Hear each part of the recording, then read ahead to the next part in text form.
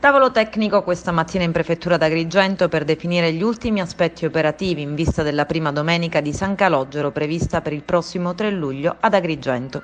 Presenti i rappresentanti delle forze dell'ordine, dell'ASP, delle confraternite, della protezione civile dell'Arcidiocesi. Confermato il divieto di salire sulla vara che trasporta la statua del santo, ma anche di abbracciare o baciare il simulacro.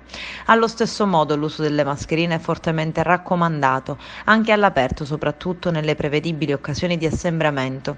Questa prescrizione, sostenuta soprattutto dall'ASP, nasce dai dati dei nuovi contagi, dato che l'incidenza è praticamente la stessa di questo inverno a causa di una variante particolarmente contagiosa.